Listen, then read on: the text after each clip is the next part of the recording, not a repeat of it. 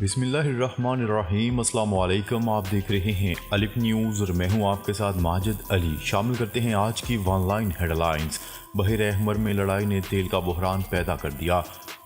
بحر احمر میں امریکہ اور برطانیہ کی طرف سے یمن کی حوثی ملیشیا کے خلاف جوابی کارروائیوں سے عالمی منڈی میں خام تیل کے نرخ 4% سے زائد بڑھ گئے، جبکہ دوسری طرف راکٹ اور میزائلوں سے کیے جانے والے حملوں کے نتیجے میں تجارتی جہاز رانی بھی بری طرح متاثر ہوئی ہے۔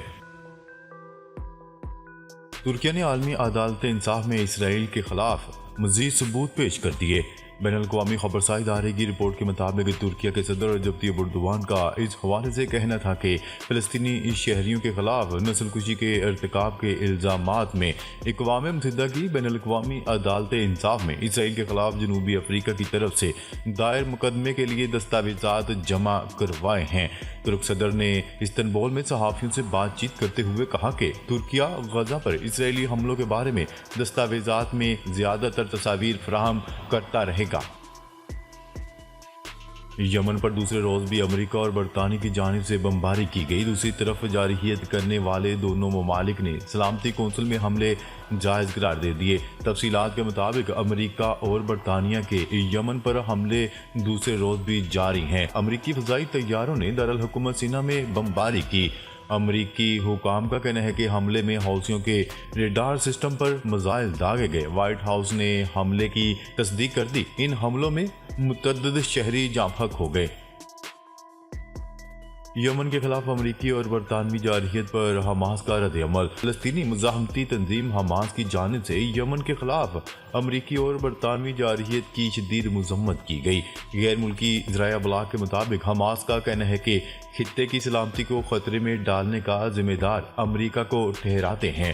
حماس کے بیان میں کہا گیا کہ امریکہ اور برطانیہ صہیونی قبضے کو بچانے اور اسرائیلی جرائم پر پردہ ڈالنے کے لیے آئے ہیں۔ امریکی حملہ جرم ہے، یمن کے خلاف جارحیت ہے اور سلامتی کے لیے خطرہ، جبکہ حماس کا کہنا تھا کہ جنگ میں فلسطینی عوام کے ساتھ کھڑے ہونے پر یمن اور اس کے عوام کو انتہائی قدر کی نگاہ سے دیکھتے ہیں۔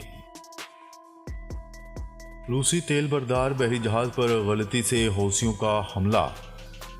برطانوی میری ٹائم سیکیورٹی کمپنی ایمبرے نے کہا ہے کہ حوثی ملیشیا نے غلطی سے روسی تیل لے جانے والے ٹینکر کو یمن کے ساحل کے قریب میزائل حملے میں نشانہ بنایا گیا۔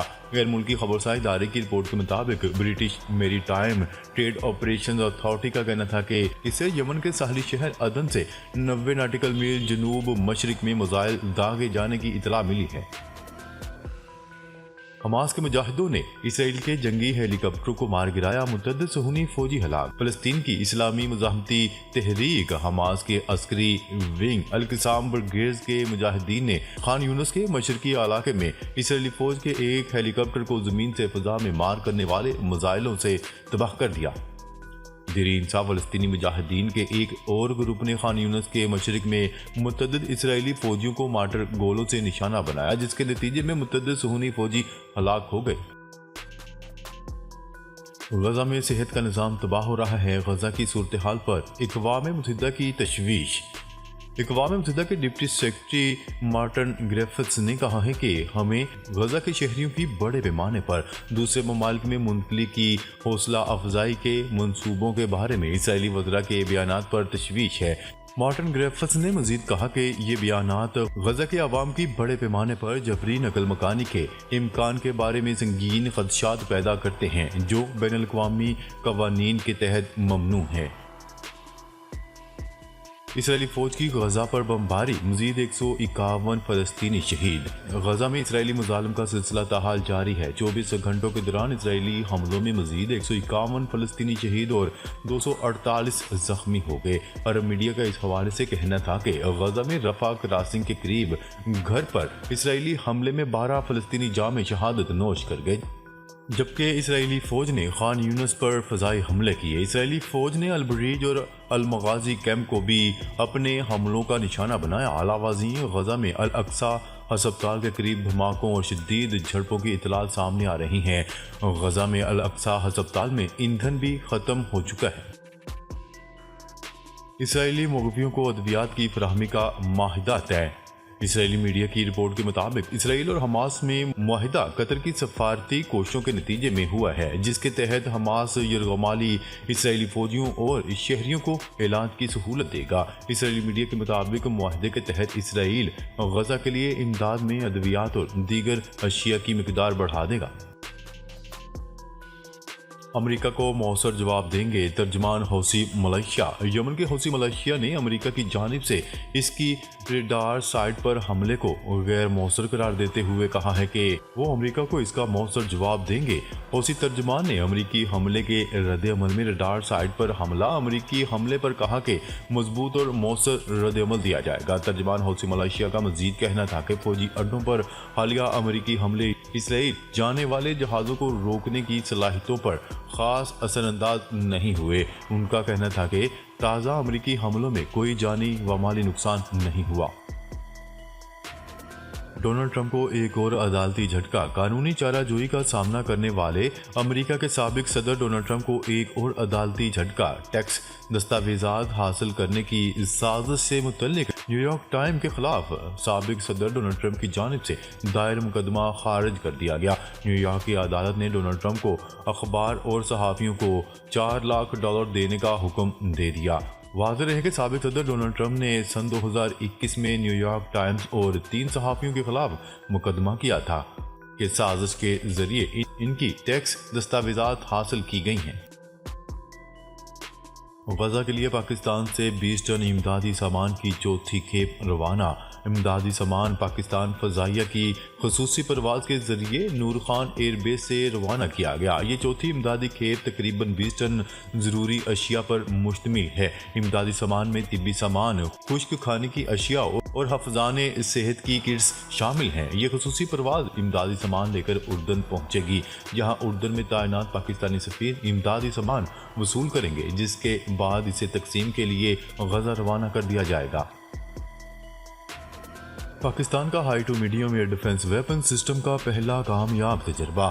پاکستان نے high to medium air defence weapon system کا کامیاب تجربہ کیا اور army chief general Asim Munir نے ایئر ڈیفنس ویپن سسٹم کا مشاہدہ کیا۔ پاک فوج کے شعبہ تعلقات عامہ ISPR کے مطابق آرمی چیف نے سون میانی میں آرمی ایئر ڈیفنس سسٹم کے مربوط فائر اور جنگی مشقوں کا مشاہدہ کیا۔ مشقوں میں high to medium air defence weapon system, low to medium air defence system, short range air defence system اور extend short range air defence system شامل ہیں۔ CES 2024 جدید سہولیات سے آراستہ اڑنے والی گاڑی کی نمائش۔ مشہور کمپنی ہیونڈائی موٹر گروپ کی ذیلی کمپنی ایڈوانسڈ ایئر موبلٹی نے لاس ویگس میں جاری کنزیومر الیکٹرک شو 2024 میں اپنی فضائی وہیکل کے منصوبے کی رونمائی کر دی۔ SA-2 نامی عمودی ٹیک آف اور لینڈنگ کرنے والی یہ اڑنے والی برقی وہیکل میں بیک وقت پائلٹ سمیت 4 مسافروں کی گنجائش رکھتی ہے۔ ویٹیل ایئر کرافٹ ڈیزائن کی حامل یہ سواری 1500 فٹ کی بلندی پر 193 کلومیٹر فی گھنٹہ کی رفتار سے اڑنے کی صلاحیت رکھتی ہے، اور یہ خصوصیت اس کو روزمرہ کے 40 سے 65 کلومیٹر کے درمیان شہری سفر کے لیے عین مطابق بناتی ہے۔ برطانیہ نے کابل میں سفارت خانہ کھولنے کی شرائط پیش کر دیں۔ برطانیہ کا کہنا ہے کہ افغانستان کے دارالحکومت کابل میں سفارت خانہ دوبارہ کھولنے کے امکانات کا جائزہ لیا جا رہا ہے۔ سیاسی اور اسٹریٹجک امور کے سرکردہ تجزیہ کاروں کا کہنا ہے کہ اپنی ساکھ بہتر بنانے کے لیے افغانستان کی طالبان حکومت کو عالمی برادری کے چند مطالبات تسلیم کرنا ہی ہوں گے۔ برطانیہ کے وزیر برائے امور خارجہ، دولت مشترکہ اور ترقیات اینڈریو میچل کا کہنا ہے کہ حکومت کابل میں سفارت خانہ کھولنے کی کال کا جائزہ لے رہی ہے، تاہم اس وقت سیاسی اور قومی سلامتی کی صورتحال ایسی نہیں کہ کابل میں سفارتی موجودگی آسانی سے ممکن بنائی جا سکے۔ یوکرین کا حملہ، 20 افراد ہلاک، مشکل دور سے گزر رہے ہیں روسی گورنر۔ यूक्रेन की सरहद से मुतल्लिक बेलग्रोड पर यूक्रेनी हमले में 20 से ज़ायद अफराद हलाक हो गए। उधर यूक्रेन की सरहद से मुतसिल बेलग्रोड के रूसी गवर्नर का कहना था कि उनका खित्ता यूक्रेन की हालिया बमबारी के नतीजे में मुश्किल दौर से गुजर रहा है। गैर मुल्की खबरसां इदारे की रिपोर्ट के मुताबिक गुज़िश्ता रोज़ एक बयान में उन्होंने कहा कि बच्चों समेत सैकड़ों रहायशियों ने हमलों के बाद इलाके का दारुल हुकूमत छोड़ दिया है, जिसमें 20 से ज़ायद अफराद हलाक हो गए। रूस की 3 कंपनियों पर पाबंदियां आयद। अमेरिका ने बैलिस्टिक मिसाइल शुमाली कोरिया से मुंतकिल करने के इल्ज़ाम पर रूस की 3 बड़ी कंपनियों पर पाबंदियां आयद कर दी। गैर मुल्की खबरसां एजेंसी की रिपोर्ट के मुताबिक अमेरिका की जानिब से इल्ज़ाम आयद किया गया कि शुमाली कोरिया के बैनुल बरआज़मी मिसाइल के तजर्बे और इन मिसाइलों की मुंतकिली में मुबैना तौर पर 3 रूसी अदारे मुलव्वस हैं, जिनकी पादाश में इन अदारों और एक शख्स पर पाबंदी आयद कर दी गई। T20 मोहम्मद रिजवान ने सबसे ज्यादा छक्के लगाने का एजाज अपने नाम कर लिया। कौमी क्रिकेट टीम के नायब कप्तान मोहम्मद रिजवान ने सबसे ज्यादा छक्के लगाने का एजाज हासिल कर लिया। न्यूजीलैंड के खिलाफ पहले ही मैच में कौमी क्रिकेट टीम के नायब कप्तान मोहम्मद रिजवान ने शाहिद अफरीदी समेत मोहम्मद हफीज और शुएब मलिक को पीछे छोड़ दिया। मोहम्मद रिजवान ने T20 फॉर्मेट में पाकिस्तान की नुमाइंदगी करते हुए सबसे ज्यादा छक्के लगाने वाले खिलाड़ियों का एजाज अपने नाम कर लिया। साबिक कप्तान मोहम्मद हफीज और शाहिद अफरीदी को भी पीछे छोड़ दिया। गिलगित बल्तिस्तान खैबर पख्तूनख्वा के मुख्तलिफ इलाकों में बारिश और बर्फबारी का इम्कान। महकमा मौसमियात का कहना है कि गिलगित बल्तिस्तान और खैबर पख्तूनख्वा में चंद मकामात पर बारिश और बर्फबारी का इम्कान है। महकमा मौसमियात के मुताबिक मुल्क के बेशतर मैदानी इलाकों में मौसम सर्द और खुश्क रहेगा। पंजाब, खैबर पख्तूनख्वा के मैदानी और सिंध के बलाई इलाकों में धुंध छाए रहने का इम्कान है। नाजरीन, अब तक के लिए इतना ही। मज़ीद खबरें लेकर बहुत जल्द आपकी खिदमत में हाजिर होंगे। तब तक के लिए अपना ख्याल रखिएगा। अल्लाह ने के बाद।